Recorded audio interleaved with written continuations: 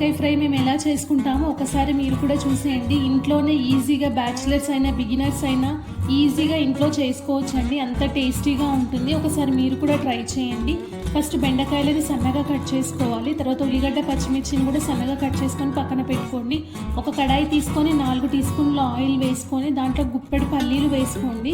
పల్లీలు వేస్తేనే టేస్టీగా ఉంటుందండి. పల్లీలు వేసుకున్నాక దాంట్లోకి ఉల్లిగడ్డ పచ్చిమిర్చి కొంచెం కరివేపాకు కొంచెం పసుపు యాడ్ చేసుకోండి. మంచిగా వాటిని గోల్డెన్ కలర్ వచ్చేదాకా వాటిని వేయించుకోండి. తర్వాతకి ఇందాక మనం కట్ చేసుకున్న బెండకాయలు చిన్న చిన్న కట్ చేసుకున్నాం కదా, ఆ బెండకాయలు ఇందులోకి యాడ్ చేసుకోండి. అంతే అండి. తర్వాత ఆయిల్ మొత్తం మంచిగా ఇట్లా పైనకి తేలేలాగా దాన్ని అందులోకి ఉప్పు కారం వేసుకొని మంచిగా మిక్స్ చేసుకోండి. తర్వాత సిమ్లోనే మూత పెట్టి ఉడకనివ్వండి. బెండకాయలు మంచిగా వేగుతాయండి. వేగిన మధ్యలో 2-3 టైమ్స్ మంచిగా కలుపుకోండి, అప్పుడు వేగుతాయి. తర్వాత దాని పైనకి కరివేపాకు కొత్తిమీర యాడ్ చేసుకుంటే చాలా టేస్టీగా ఉంటుంది. ఇంకేందండి, వేడి వేడి అన్నంలో కానీ చపాతీలో కానీ సూపర్ టేస్ట్ అండి.